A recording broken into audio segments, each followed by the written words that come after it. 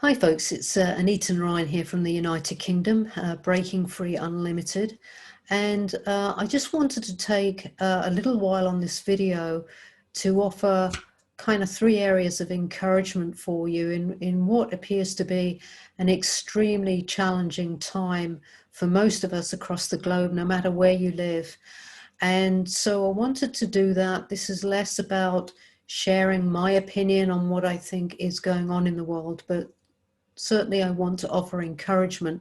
I am doing my own report based on my own observations and research that when it comes out, feel free if you want to read that. But for now, I really want to stick on these 3 points. And so the 3 areas of encouragement really concern how you're assessing things at the moment. And secondly, about strengthening your immunity, your immune system on all levels, not just physical.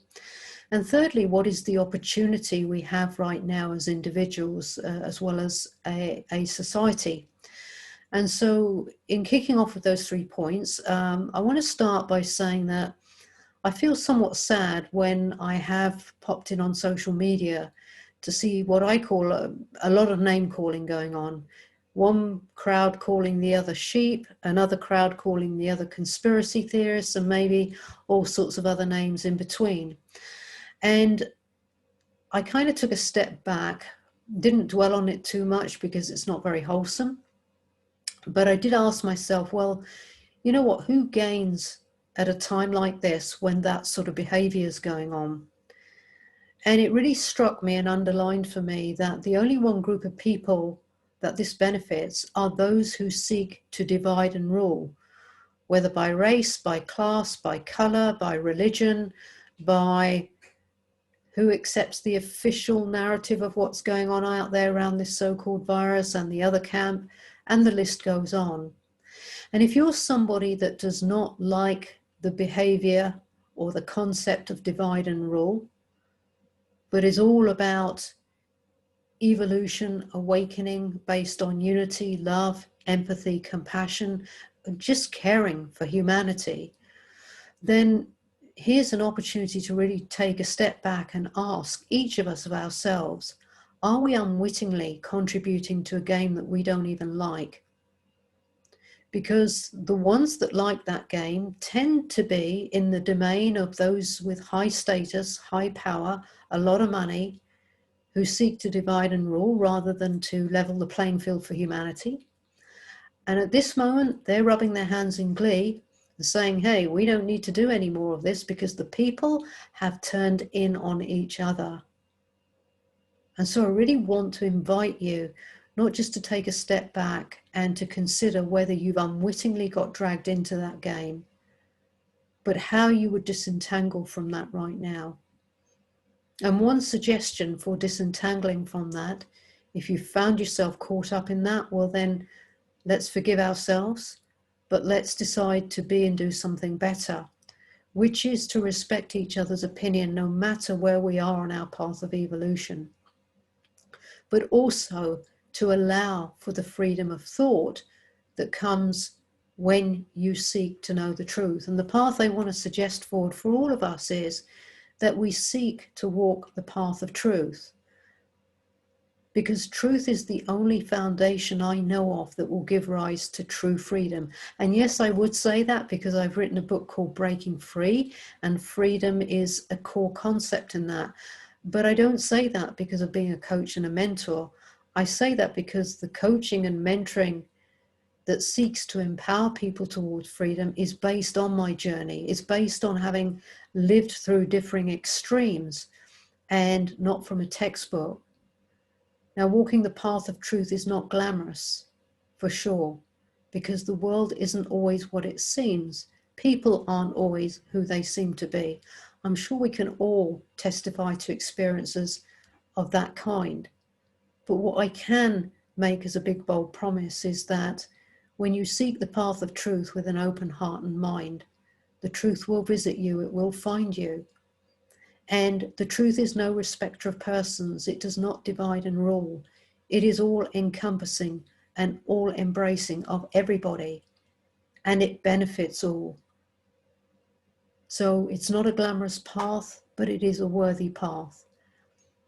And in walking that path, or seeking to walk that path, if we can do so with regard for our fellow man and woman, and realize for those of us who feel that we are more awakened or highly awakened, that we were once on that path and at that stage of evolution where we were ignorant, where we were not so awakened, where we didn't question things, where we just accepted the status quo.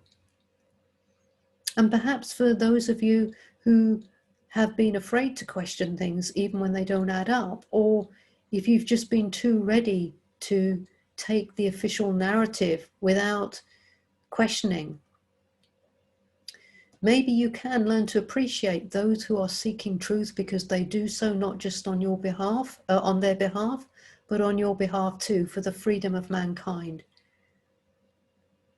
And for those of you who know me and have read my book Breaking Free, you'll know that in my coaching and mentoring, I encourage everybody not to just take what I say at face value, but to question, to inquire, to take the things I share that worked for me on my journey and to test them out and experiment for them for yourselves and extract your own truth accordingly. That's the way of empowerment. That's the way of freedom, to encourage everybody to develop their own mind and to tune into the wisdom of their heart and soul without prejudice. And that is what I'm encouraging you today to do. And when I'm speaking to you, I'm speaking to me as well. So that's the first thing that I would love to encourage you to do in the way that you assess things, is do so, but keep a humble heart. Keep an open mind and heart. Stay empathetic, stay respectful. And just to give you an example before I move on to the second point, within my family, we don't all agree on what's going on out there. I do not wear a mask, but for those who know me very well, not just because I worked in psychiatry and have a passion for health, they don't look at me as if I don't care or as if I'm out to kill them. They know that I'm thinking differently, and there's a very different perspective and a very different attitude that goes with when you know somebody in that way. But I have someone in my family who says, well, I'm just going to wear a mask in the shops in case. And we've discussed our views and we didn't fall out, and I'm okay with that. Everybody has to decide what they think, but nobody should be shut down in that process if they are looking for truth. I also have somebody in my family that's probably in sync with some of the conclusions I've drawn and the thought processes that I'm having as I look at how things add up out there or not. And I also have another family member who is kind of under the duvet, wake me up when it's all over type attitude. And I understand all of those things because I've lived through them all. I've lived through the fear of sticking your head above the parapet.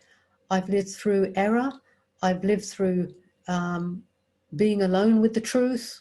I've been allowed to experience differing extremes, and not from a textbook. But what that's taught me is to stay humble, because nobody has the monopoly on the truth, is to respect another person's evolution and opinion, even if it's not mine, because that's freedom, and to always seek to improve my own mind, my own life, and be the best version of me. And if I can inspire people along the way, great. That's part of my ethos. That's part of my raison d'etre. So that's that on assessing how we're assessing things. Let's show each other respect. Let's be wise. Let's tune into the wisdom of heart and soul. Let's be free to question things if they don't add up without fear of reprisal. You won't get that from me. But let's be that towards each other, okay? So that we're not just not playing the divide and rule game, but we're playing a game that's based on unity and love and peace and strength and wisdom, and the list goes on. And so on to immunity. I know that health is very much under the spotlight, as is truth. So where health is concerned, I want you to know that if you're feeling very afraid and fearful, that in itself will lower your immune system. Fear has been shown to lower the immune system by as much as around 90%. And yet it's the one people don't take much notice of. So I've had a conversation with somebody who, for example, is wearing a mask, when they're in town and when they're walking around. And I've said to them, if it makes you feel less fearful, I understand that for sure. Because if you don't wear a mask, but you're really afraid, but you would be less afraid if you wore a mask, it's about balance and the ratio of numbers. So that for me is wisdom, is if you're going to feel less fearful, well, you'll release fear from your immune system. If you're anything like me and you've kind of walked a path in life where you've been proactive in your personal growth, irrespective of whether you're a coach or a mentor, you will probably be feeling relatively calm during this period, not unaware and not complacent, but relatively calm, because you haven't waited for an event to optimize all aspects of yourself as a person, including your health. And so it is with me. I don't feel afraid of whatever virus is out there, whatever you call it, whether it's a new one or whether it's actually the flu. I'm not afraid, because I have a philosophy of life that is very similar to Maya Angelou, for anyone who knows her, which is that life is about the life in your years, not just the years in your life. But if you're reactive, it's going to be far more stressful. And whichever zone you're in right now, just know that there is more that you can do outside of what's being touted out there officially. Health is not just about washing your hands. I mean, we should all have a basic level of hygiene. But, get out with nature, because nature is very healing, it's very strengthening, and the very movement of walking actually gives your brain a workout, and that's been measured, the brainwave patterns that arise in the brain as a result of a 15-20 minute walk. Of course, if it's sunny, it has been a little bit today here in the UK, the sun has natural vitamin D, and vitamin D is very important for strengthening the immune system. And if there is no sun, there are some great quality natural drops, vitamin D drops that you can take and see, and a good multi-spectrum vitamin if that's your thing naturally. And of course, paying attention to your nutrition, and not just kind of like what's going inside of you nutrition-wise, but your water intake, because 70 to 80% of you is water.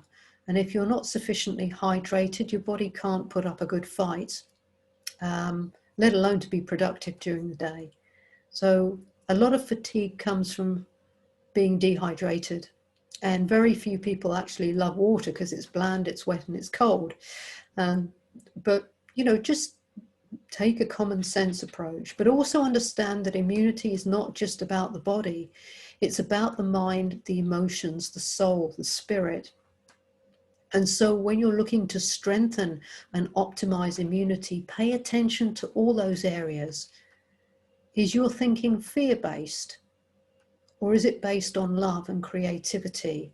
Are you focused on what you can do and what you can do to create more resilience or a better future, if that's the case? Or are your thoughts about running away and, like just caving in almost? Fear is a big, big one to address. And remember that where your attention goes, energy will flow. So I would say the biggest emotion to learn to master right now is fear. And, there are all sorts of things that are there free on the internet. If money is an issue for you, you don't need to invest in coaching and mentoring if you don't want to. But just know that you are not powerless. There's a lot of things on YouTube. Take, for example, Wim Hof and his breathing technique. Very apt for right now. You can go and look him up and you can do it. It's a very, very powerful technique. Our breathing is one of the most powerful resources we have, and yet one of the most underutilized. And it's free. So emotions, learn to be honest with your emotion, but there are also things like emotional freedom techniques, and you can look that up online. That's the tapping solution that you may have heard of, tapping on certain meridian points. There's meditation, there's brainwave entrainment. There are all sorts of things.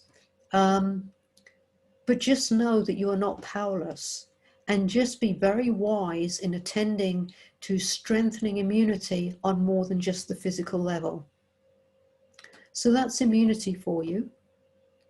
And then, and by the way, just some of the things that I've experimented with, I do sort of, I'm putting a group together to share some of my experiments.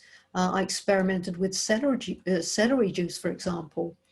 And although I'm not a person that naturally gets really anxious quickly, I noticed it had a calming effect because it really helps with the gut. And a lot of your happy hormones are produced in the gut. But I noticed it had a more calming effect. And yet I took it not for that reason. I took it to clear up some skin conditions, which it started to clear. The celery juice is bland and not everybody's cup of tea, but this is what I mean. Experiment with things. Not everything costs the earth, and we are not powerless. So on to the third thing. What is the opportunity for us right now as individuals, as a society? Not many people are good at noticing opportunity when challenge strikes. And yet this is one of the most brilliant skills that you can master. Remember that adversity and challenges, they're a part of life. A little like you have the 4 seasons, and not many people like the winter. It's cold. Many people love the sun when it's warm and the birds and the bees are out, and life just feels so much lighter. Well, adversity can be like a season as well. And your capacity to appreciate what it brings into your life by way of an opportunity to strengthen resilience. So, for example, you have an opportunity to really learn to be honest with your emotions and how you're truly feeling. You have an opportunity to become more resilient. You don't gain resilience when things are going well. And you have that choice to embrace it.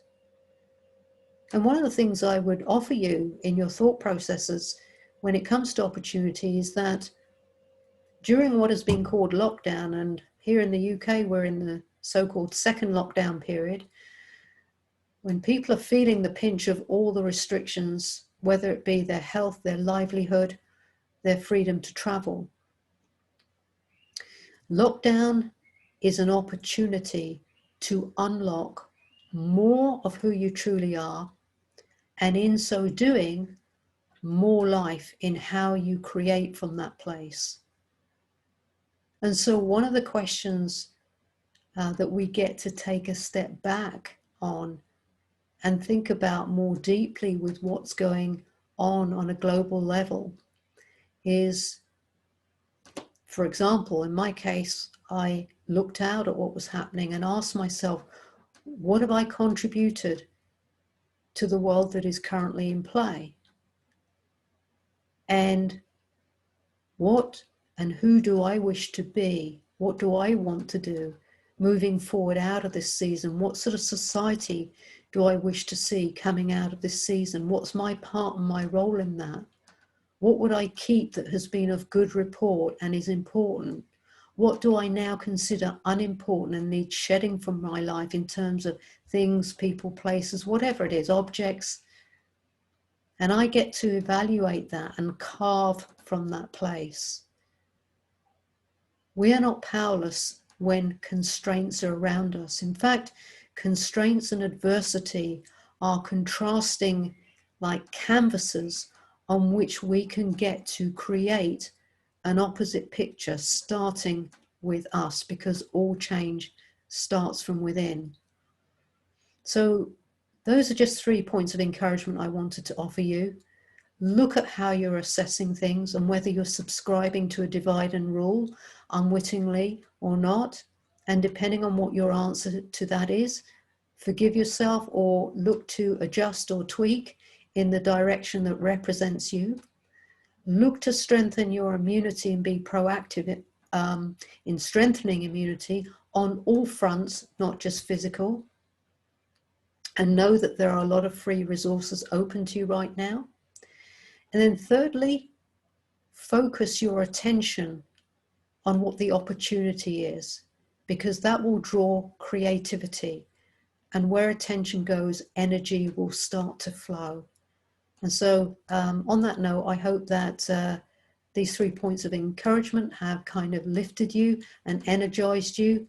I'm going to say what people don't normally say on YouTube, which is you don't have to subscribe or like or press the notifications button on this video at all, unless it has meaning and purpose for you. But, you know, if you do know somebody who needs some encouragement right now, please feel free to share this, and please feel free to share your feedback or any questions you might want me to do a video on.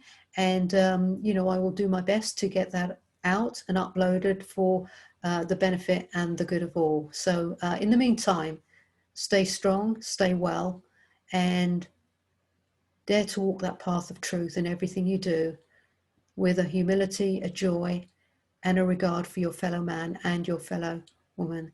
And I'll see you on another video. Bye for now.